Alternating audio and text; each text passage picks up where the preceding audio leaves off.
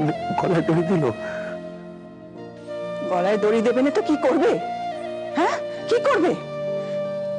তুই কেলেঙ্কারি বাঁধিয়ে বুক ফুলিয়ে ঘুরে বেড়ালি, আর রাজ্যে শুদ্ধ লোক তাকে দোষী ঠাউরালো। তা তোর যখন এতই আপত্তি ছিল তার গয়না দেওয়ায়, মাকে গিয়ে বলতে পারতিস তো যে বউকে গয়না দিতে দেবো না, নিজে গয়না গড়িয়ে দিতিস। সারা বাড়ি শুদ্ধ লোক তাকে যখন গয়না চুরির জন্য দোষী ঠাউরাচ্ছে, তুই কি করলি? কোথায় ছিলিস? পিঠ বাঁচাচ্ছিলিস না? আমি আর কখনো এরকম করবো না। তুমি শুধু একটি পারবো ওকে। মা, মেজুখুড়ি কি মরে গেছে? চুপ, একদম বকবক করবি না। বাহ, মেজুখুড়ি তাহলে কেন চোখ বন্ধ করে শুয়ে আছে? আবার তোর কথা? বলেছি না একদম এত বকবক করবি না। দেখতে পাচ্ছিস না সবাই ঘুমিয়ে পড়েছে?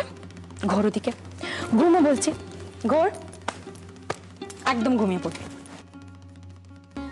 ও বর্দি, তুমি যে বড় চলে এলে, আমাদের মেজবর কাছে কে আছে গো? পেবো আছে। তুমি মেজদাকে মেজবর কাছে রেখে এলে? হ্যাঁ, পেবই থাক। বড়টা খুঁজছি, তার জ্ঞান ফিরেছে? জ্ঞান ফিরলেও ঘুমোবে। ডাক্তার যা ফোঁড়াফুড়ি করে গেছে তাতেই সে ঘুমোবে। হ্যাঁ গো বর্দি, বলছি বাচ্চাটার কিছু হবে না বলো? ডাক্তার তো তাই বলল, তবে মেজ বউয়ের যা কপাল, কি দারুণ অভিমান। এমন অভিমান যে মরতেও বুক কাঁপে না।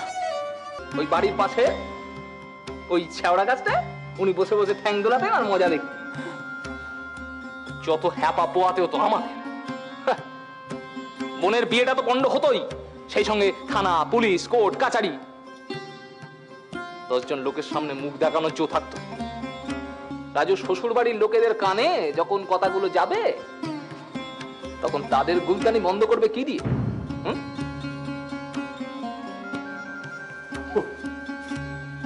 ওদের কথায় কান না দিলেই হলো। সে তুমি চোখ কান বুঝে থাকতে পারো, আর আমার কিন্তু আমাদের। তোদের আবার চোখ কান আছে নাকি? আছে? তোদের চোখ কান থাকলে না বাড়িতে এত বড় অঘটনটা ঘটতো না, মেয়েটাকে এত কষ্ট পেতে হতো না।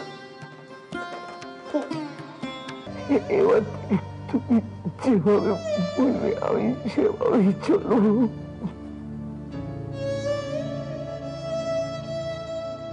তোমার কোনো অপছন্দের কাজ আর আমি করবো না। এবং কি করে পারবে?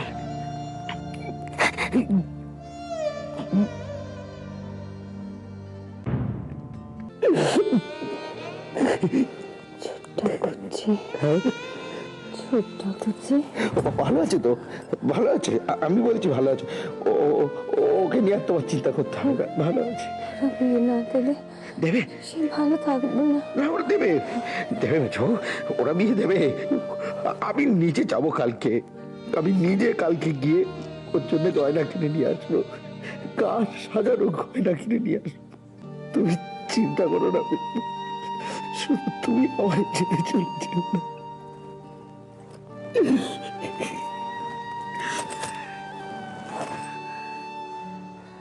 না,